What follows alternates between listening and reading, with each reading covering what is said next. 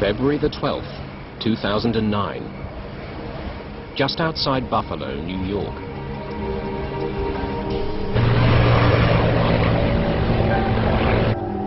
Gear down. Folks alive. Gears down. Oh. Jesus Christ! The airplane entered an aerodynamic stall. It did not recover.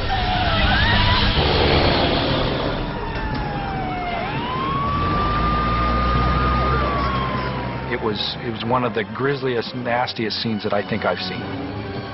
The crash of Continental Connection Flight 3407 would be one of the NTSB's most important in decades, and would see a grieving father fight for changes to the laws governing small airlines. I'm focused and determined to change what exists and not have another dad sitting here. Mayday, mayday.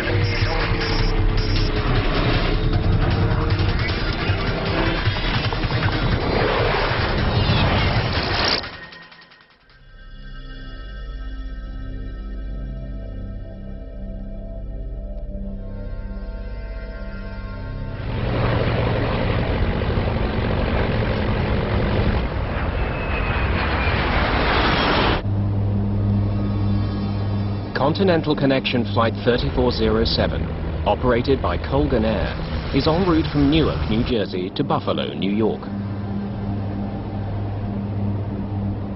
It's been a busy flight for Captain Marvin Renslow. He's providing guidance to a new first officer, Rebecca Shaw, a former flight instructor from Seattle.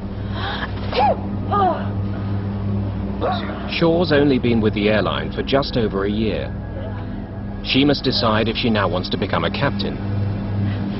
I don't know what I want to do with the upgrade. Depends where I'm based. Well, think of it this way. If you stayed on the queue, obviously you're not making the captain rate. Right. But you may have a better quality of life with regards to buying a house and having a schedule. Shaw trained to be a first officer on the plane they're flying now. A Canadian-made Bombardier Q400. It's a twin-engine turboprop, popular with regional airlines. The 45 passengers have had a long night. Their plane was held up for 2 hours at Newark, a delay considerably longer than their journey. Flight 3407 is heading northwest over upstate New York. The trip is only 53 minutes. Visibility is poor, and there's a forecast of snow and moderate winds in Buffalo.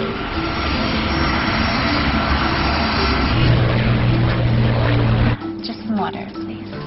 Elise Kausner is a student at Florida Coastal School of Law in Jacksonville. She's on her way to visit her family in Buffalo.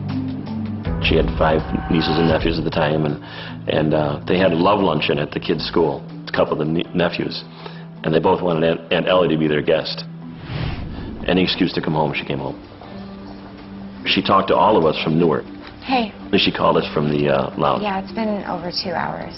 She was PO'd because of the delay. Folks from the flight deck, your first officer speaking. It looks like at this time we're about 10, maybe 15 minutes outside of Buffalo. Weather in Buffalo is pretty foggy.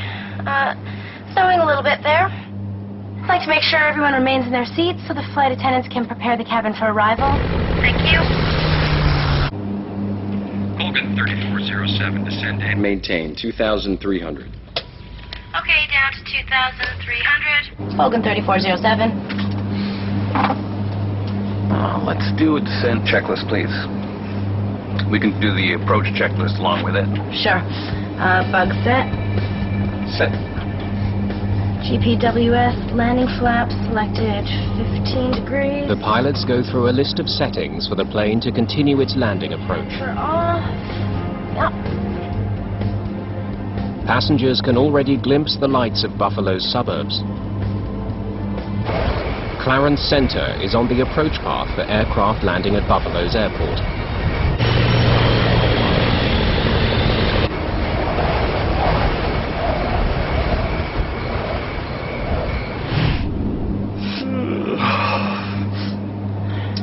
down.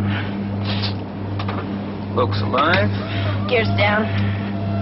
All right, flaps 15. Extending the flaps provides more lift, allowing the plane to slow to its final approach speed.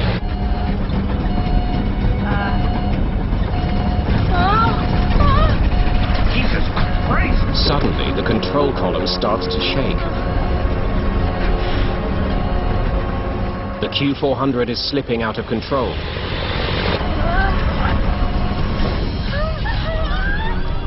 Captain Renslow struggles to keep his plane flying. But it seems to have a mind of its own.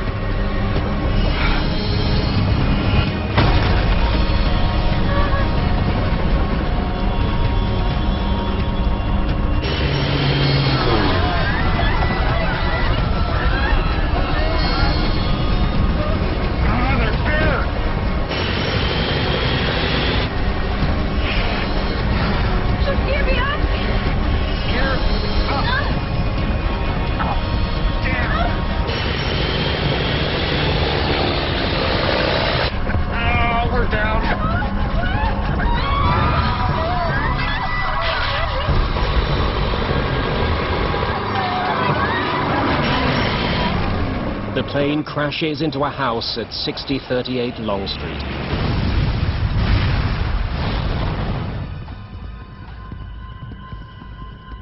At air traffic control in Buffalo, Flight 3407 disappears from radar. Check Colgan there, see if he's on you. What's his call sign? Colgan 3407. Nope, I don't have him. You see anything out there? Nothing. All right, call the fire department. I'll never forget the dispatcher's words, plane crash, house on fire. I immediately got my shoes on and my coat on, got in my truck and started heading down the driveway. Firefighters don't have far to go. 6038 Long Street, home of the Valinsky family, is less than a block from the Clarence Center station. As I turned towards the village, the whole village was aglow. You could see the smoke, you could see the flame.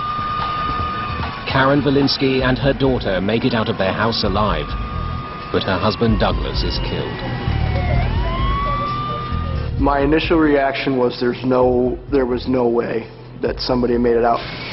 But the EMS division reported that they had 2 people and they were taking them to the hospital. And I said, well, which firefighters are they? And they said, they're not firefighters, Chief, they're survivors from the house.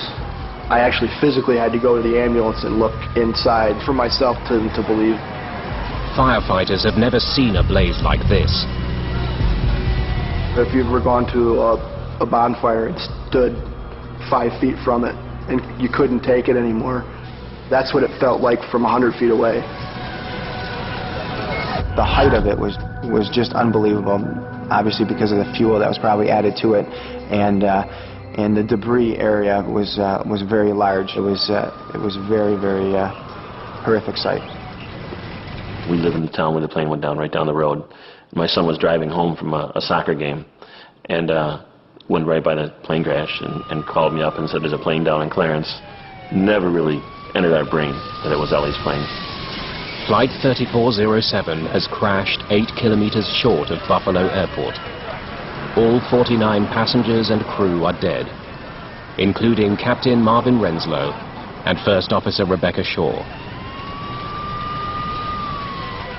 But many more people could easily have been killed.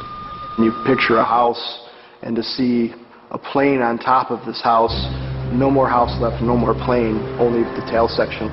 You're asking yourself, how in God's creation did this happen? And not wipe the whole block out. The next call was again from my son and said, in fact, it was Ellie's plane. And he said, Dad, there's no survivors. At which point my wife shrieked and just hit the ground. Chris said he had never heard his mother make a sound like that, and I hope he never does again. So that's when we knew that she was gone, and that was probably within 45 minutes of the accident.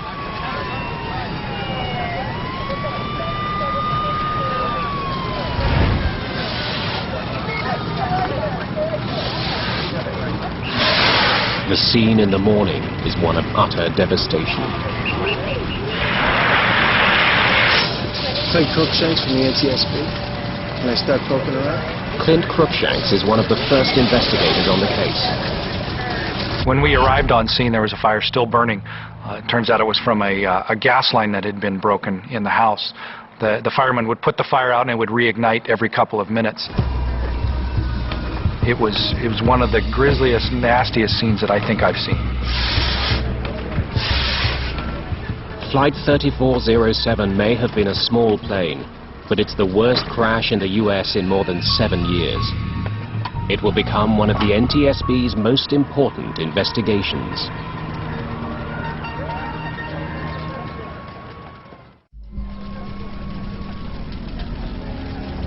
The fire at the crash site of Flight 3407 continues to burn, preventing investigators from examining the wreckage.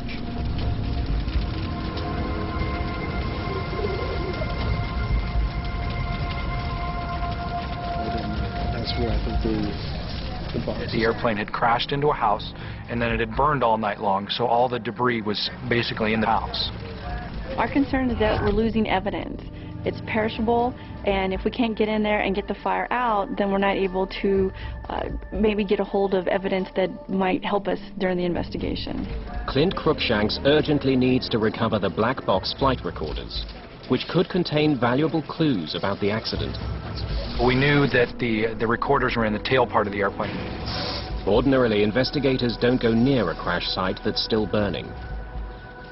But if the black boxes can't be rescued, they may never find out what brought down Flight 3407. We started looking around and poking around into the wreckage and actually found out where they were. Okay, whoa, it's probably in here, okay? The access panel's on the other side, so we're gonna have to cut a hole right there, okay? The fire department produced a chop saw. We were able to cut a hole in the side of the fuselage and go in and grab the recorders and pull them out. All right, that should do it. To the immense relief of all, the recorders are undamaged. Once we took the recorders out of the airplane, we put them on the jet and they were flown back to Washington, D.C. to our headquarters. Now investigators are faced with a new hurdle.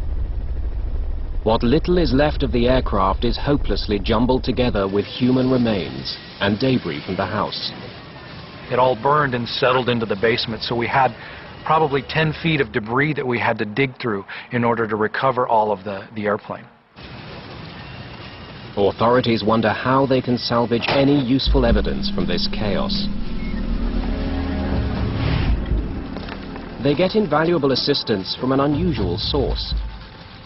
A group of students learning to process crime scenes is enlisted to separate human remains from the rest of the debris. They were graduate students from a local college, forensic anthropology students, and this was good experience for them to come dig through wreckage like this and look for human remains. It's landing gear over there, please. It's dirty, painstaking work, but it frees up investigators to concentrate on the aircraft ruins. So we were on our hands and knees with brooms, with little shovels, scooping out debris, identifying it as to house debris or airplane debris, and then putting it in different piles. The first question for me as a structures engineer is to figure out if the whole airplane made it to the scene of the crash. The wreckage is carefully studied to determine if the plane's four corners, nose, tail, and both wingtips, are present. If we find all four corners of the airplane, then we know that there was no in-flight breakup. There was nothing that departed the airplane during the flight that may have caused the accident. One wing has been consumed by fire. The other is shattered into pieces. Hey, have a look at this. But investigators are gradually finding what they've been searching for. Oh yeah, it's the last piece. It's the left one. It wasn't until several days into the investigation, as we were scraping away some of the debris, that we actually found evidence of the left wing and the nose. Investigators now have all the pieces they need to conclude that the entire plane is at the crash site. Whatever caused the disaster was not the result of a breakup in flight.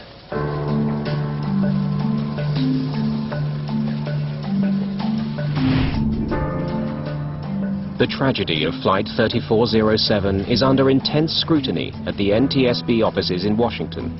Officials there try to determine if some kind of malfunction caused the crash.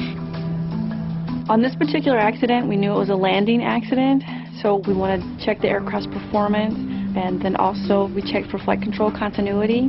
Much of this responsibility falls to Scott Warren. My role in the investigation was to be the systems group chairman for the safety board, so I was in charge of looking at all of the aircraft systems. Warren analyzes the aircraft's cockpit voice recorder, or CVR, to determine if there were any indications of a problem in the cockpit. Prepare the cabin for arrival. Thank you. Is that ice on the windshield?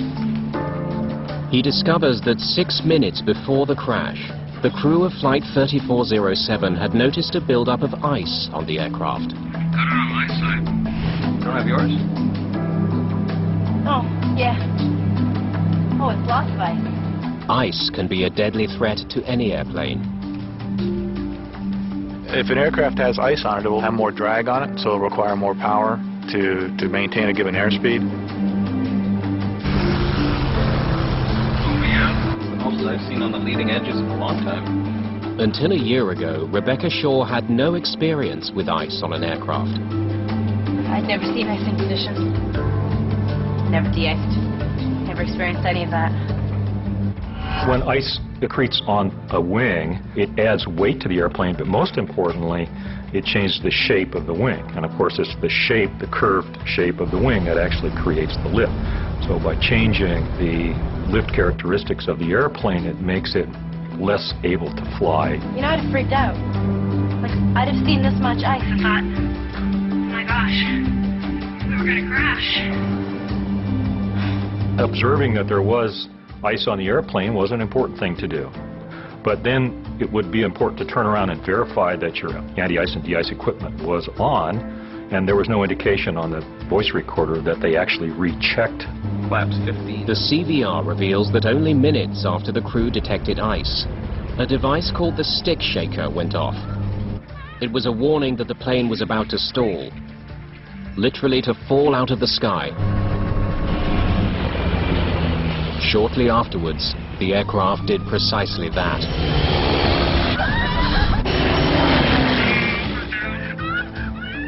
We know there were icing conditions. The only question was, were they bad enough to induce this airplane to have a failure? Ice is now the chief suspect in the crash of Flight 3407. If it's ice, let's prove it.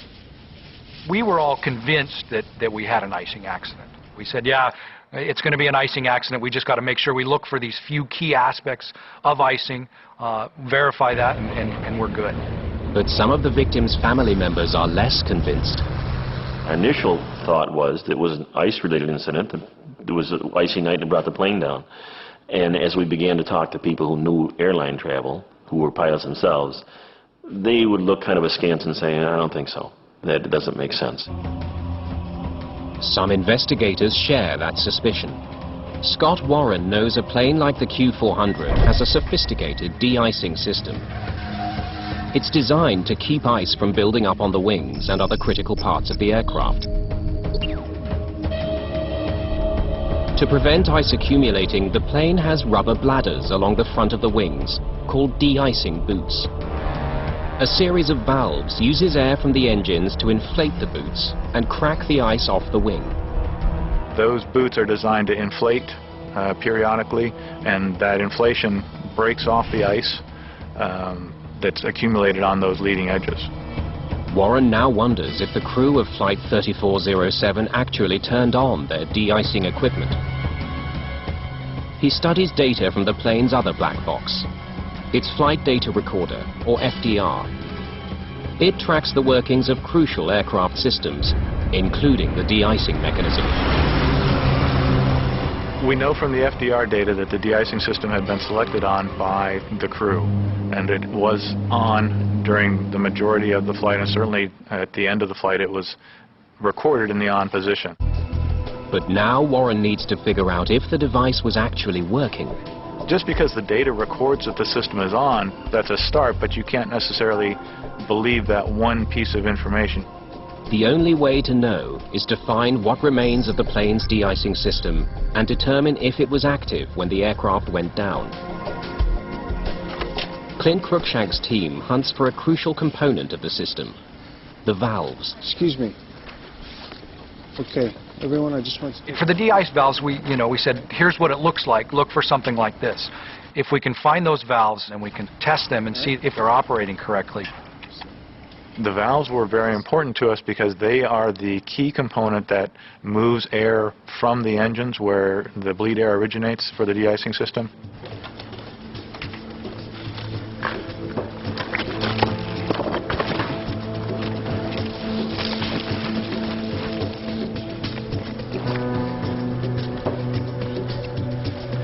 Okay, good. 5 more to go.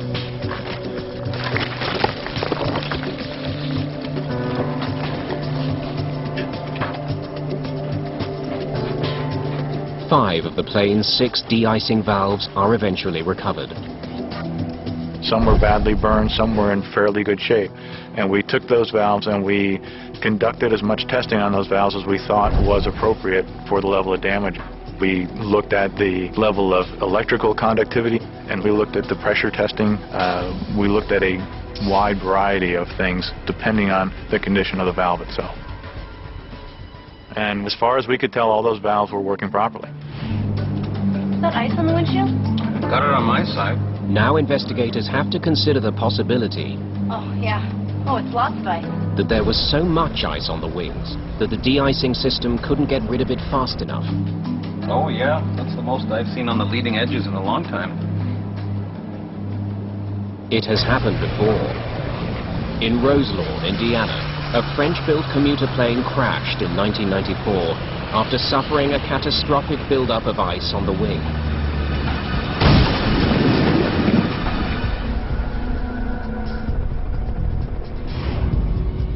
By analyzing how much power was needed for the plane to maintain its airspeed, investigators reach a surprising conclusion. Basically, the aircraft was flying as if it had a relatively small amount of ice on it, but a very manageable amount of ice. Looks normal. It was not overloaded, it was not excessive. If ice didn't bring down the plane, something else must have caused it to stall. Warren studies the Q400's operating manual to learn the plane's stall speed, the velocity at which it can no longer generate enough lift to stay in the air. He discovers that in the conditions Flight 3407 was flying through, it's roughly 111 knots. He now compares the plane's stall speed with its actual airspeed just before the stall warning went off.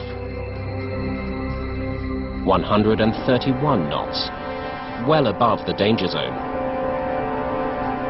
Flaps 15. When the stick shaker went off,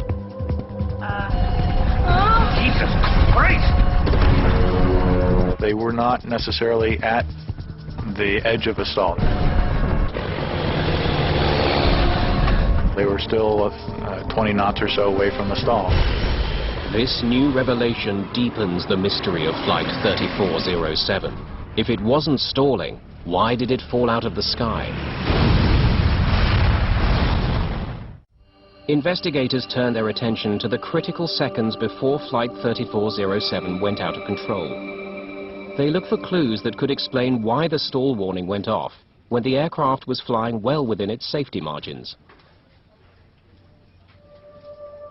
They discovered that this plane has a unique feature known as a reference speed switch. It governs the sensitivity of the plane's stall warning. very few airplanes in my experience have such a switch. This airplane is the only one I know of that has an actual switch on the overhead panel. It was designed by the manufacturer to be an extra safety feature. Some kind of variable ref speed? Pilots are supposed to turn on the reference speed switch when they're going to be flying through icing conditions. And we'll probably be picking up some ice. When in the increase position, it reminds pilots to fly faster to counteract any drag effect ice will have on the aircraft. When you are in icing conditions and ice does accrue on the wing, it can cause the stall speed to go up And so this ref speed switch correspondingly causes the warning to come on sooner or at a higher speed. What that switch does is it basically changes the trigger settings for the stick shakers. So we had to ask the manufacturer, how does this switch work? And what we found was it was part of the system's description that the crews got when they went through training. But they didn't get a lot of training on how to handle that switch. It seemed like it was too simple to worry about. Investigators need to know if the crew of Flight 3407 had turned on the reference speed switch, triggering the stick shaker at a faster than normal speed. The flight data recorder doesn't show whether the switch was on. Investigators must find another way of determining its position at the time of the accident.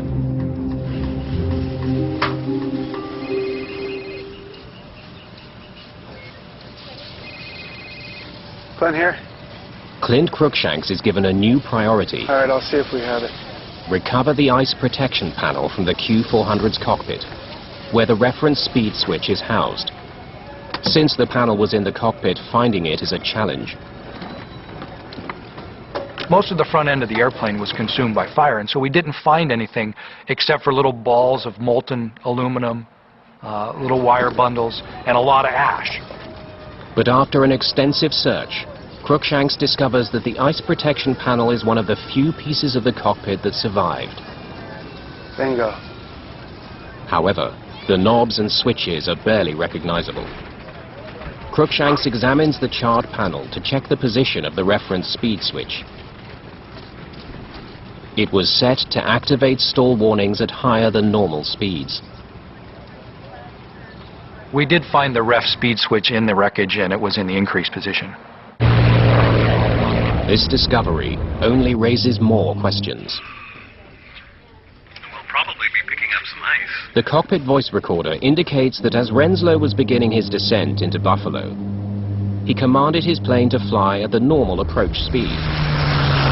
Gear down. But what's strange is that with his reference speed switch on, he actually should have been flying faster, as this is what the switch would remind him to do. So why wasn't he? The plane's computer warned the crew to fly faster, according to the settings they had configured, by displaying a set of red bars on the airspeed indicator. You may have a better quality of life in regards to... These bars are meant to warn the pilots that a stick shaker activation is imminent. That's right. If you're looking at the airspeed indicator, you should be aware that you're getting slow, and the stall warning may come on. Jesus Christ! It seems Renslow and Shaw were caught off guard. Still, they could have easily corrected the situation. Once the stick shaker activated, they could have turned the switch off, or they could have put the nose down and increased their airspeed. It's clear to investigators that Flight 3407 wasn't in danger of stalling when the stick shaker went off. So now they need to know exactly what happened after the stall warning was activated. An animated simulation of the crash is constructed, based on information from the flight recorders. Watch what happens just after the stick shaker goes off. It illustrates that just after the stick shaker was triggered, the plane suddenly pulled up. This action dramatically slowed the aircraft, and at this point it did stall. Essentially, the airplane entered an aerodynamic stall from which it did not recover. It pitched over and hit the ground. Investigators are dumbfounded. Flight 3407 wasn't stalling when the stick shaker went off, but a few seconds later it was. The crew's every action during that brief time now demands careful scrutiny. What did they do? It's a puzzle. How could a trained flight crew take a plane that wasn't stalling and in the space of a few moments make it fall from the sky? Anytime you have an apparent stall for no apparent reason, that's a mystery. You would expect that no flight crew would stall an airliner. So the question is why? The focus of the investigation now switches from the plane to the crew, specifically on the moves they made during the critical seconds after the stall warning sounded.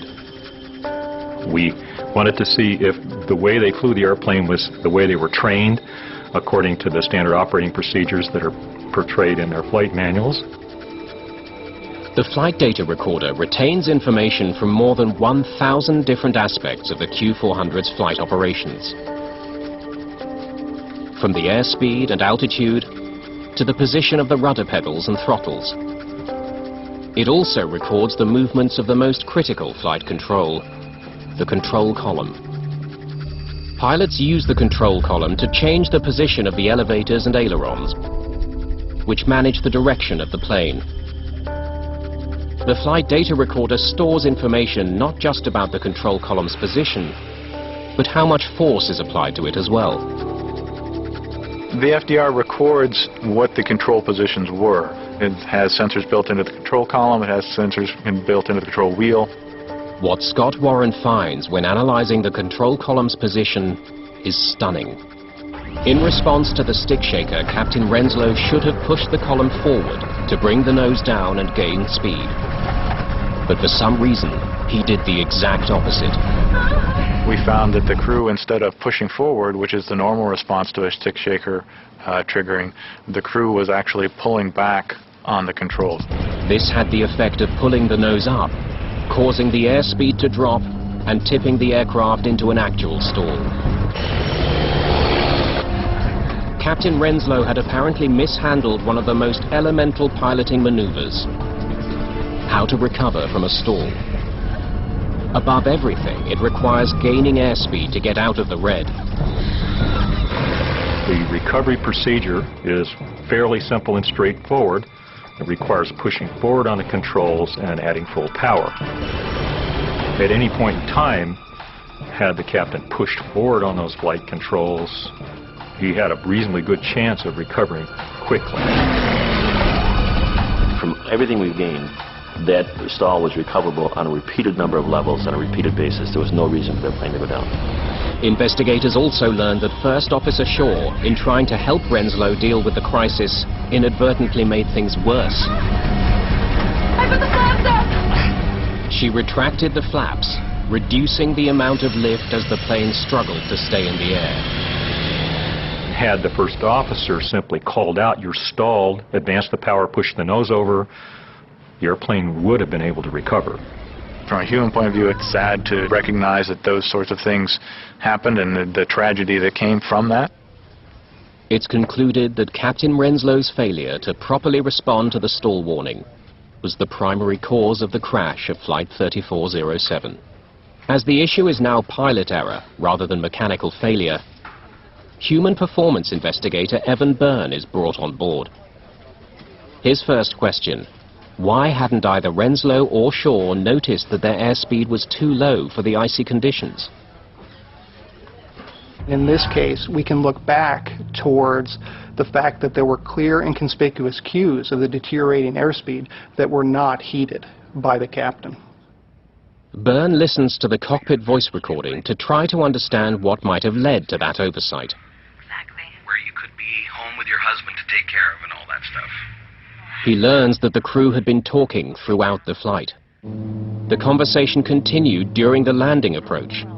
It's a violation of a rule known as the sterile cockpit, which bans non-essential conversation during critical phases of the flight. You're going to be upgraded in 6 months. Blah, blah, blah. Quite simply, it prohibits conversations that aren't related to the operation of the flight. Let's do a descent checklist, please. We can do the approach checklist along with it. Yeah, sure. Bug set. Byrne also discovers that because of the cockpit banter, the crew performed critical checklists and briefings late. Off. Hydraulic pressure and quantity. Distracted, the crew probably didn't see the red bar indicating they were flying too slowly for the conditions the plane had been configured for. On. Approach checklist complete. Rock and roll. When crews deviate from standard operating procedures and perform checklists late or don't make the required call-outs, they become more vulnerable to subtle mistakes that they may make inadvertently that could lead to startle and surprise or unanticipated events that they have to respond to. The evidence is unequivocal. The crew of Flight 3407 was badly distracted throughout the approach. Came in when we interviewed. He said, yeah, you're going to be upgraded in 6 months. They had forgotten a key setting they had made that required them to fly faster than normal. They had missed indications that they were flying too slow for icing conditions. Then Captain Renslow had reacted incorrectly to a stall warning, sealing the fate of the plane. Evan Byrne wonders, what could have caused a trained airline flight crew to have made such missteps? He finds a clue on the cockpit voice recording. Excuse me.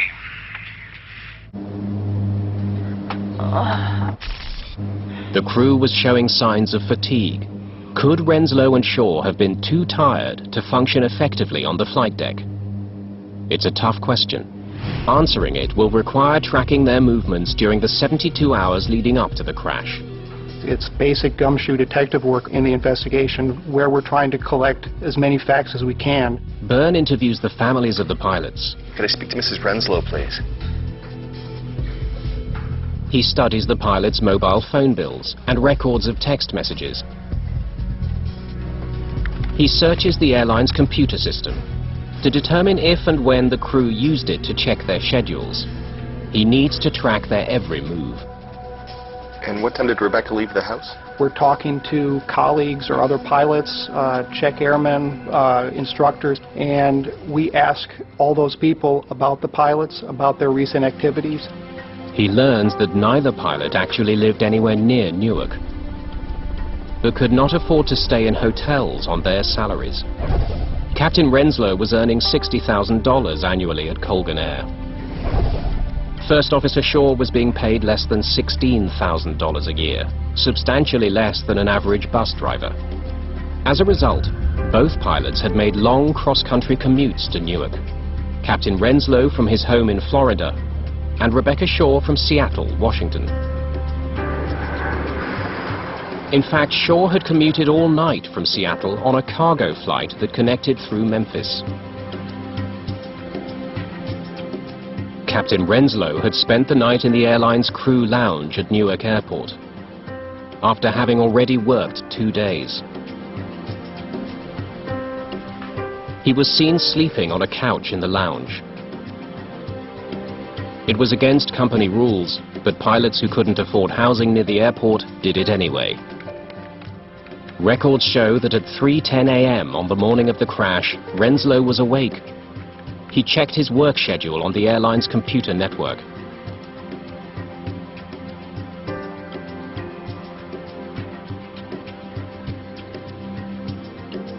Next stop, Buffalo. At 7:29 a.m., Rebecca Shaw sent a text message to her husband, telling him she'd arrived safely in Newark. Hi, honey, it's me. Phone records indicate that later in the morning, Captain Renslow was on the phone several times. Rebecca Shaw was noticed having a nap, catching up on the rest she'd lost flying in the night before. It's not a lot of sleep. We ultimately concluded that it was likely that both crew members were experiencing some effects of fatigue at the time of the accident. Her job is to watch the airspeed. Her job was to watch the instrument panel, and my view is she was fatigued to the point where it's like right here, and you're so dull. I think that's where she was, and he just was not capable. He was just, he should have been flying an airplane. The revelation leads John Kausner to become a fierce advocate for changes to the industry. He raises awareness among both lawmakers and the public about the need to improve regulations governing pilots at regional airlines. This is just saying we support 3407 families, their fight for aviation safety, and these representatives and congressmen and senators have done that for us, and we're very appreciative. He takes his fight all the way to Washington, D.C. We needed to do something, and so we began to advocate in Washington weekly, every other week. I mean, we've made innumerable trips down there, and immediately the families just gelled. We all attended the hearings and began to say, this is what we can do. The crash of Flight 3407 focused the world's attention on a growing safety problem. The relatives of those who were killed will help eliminate that threat. The crash of Flight 3407 exposed wide-ranging shortcomings in the regulations that govern regional airlines. These smaller airlines now make up half of all daily passenger flights in the US. Their pilots are generally younger, less experienced, earn less, and work long hours. Their levels of safety are way different from the majors. They have a much lower threshold in training, in ability, so in pay, obviously, so they can't attract a higher qualified pilot. There are pretty low wages, pretty difficult working conditions, and we don't seem to attract the same level of applicant that we used to. Some regional airlines get into a bind, and they have to hire the first people that meet the minimums. In the US, of the 7 fatal accidents involving passenger jets over the past 10 years, 5 have involved regional airlines. Those include the crash of Delta Connection Flight 5191 in August 2006, which killed 49 people when the crew took off from the wrong runway.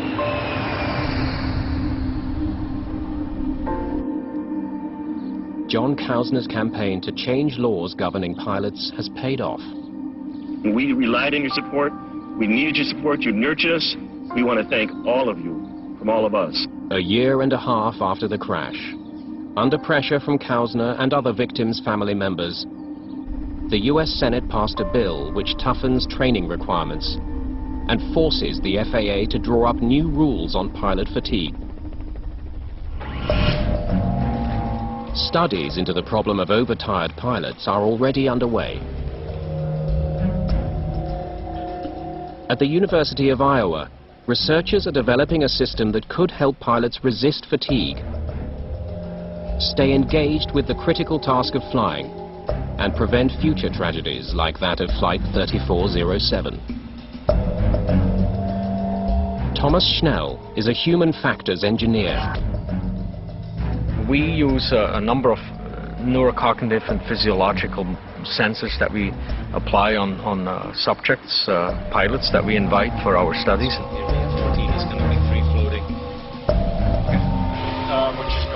He's studying how pilots stay alert on the flight deck as a test subject conducts a cross-country journey in a simulator. Using sensors, he can determine how alert and engaged a pilot really is. The research could lead to the development of fatigue detectors on airplanes. We are trying to predict pilot state so that we can adjust something on the flight deck to prevent the problem from getting worse or starting in the first place. We monitor brain activity, eye movement activity, heart, the EKG and respiration and other parameters in an effort to figure out what the pilot's or the crew's state is. Are they fatigued, overworked, are they disengaged or distracted? This section is where they were really drowsy, and you can see that the gaze has become kind of bored. Schnell instructs the flight simulator to trigger a major systems failure in the cockpit. It's no good. Everything's dead. Hydraulic systems have failed. Flaps not working. Crank up that heat map so we can see what this brain activity was. Brace for impact. When a crew is fatigued, what you might see is their reaction to events may slow down. So you'll see mistakes being made on the flight deck. It's precisely these kinds of mistakes on the part of Renslow and Shaw that ultimately crashed Flight 3407 and killed 50 people. It's a tragedy that should not have happened, that was foreseeable, was preventable, and it's repeatable if we don't do something about it. I'm focused and determined to change what exists and not have another dad sitting here.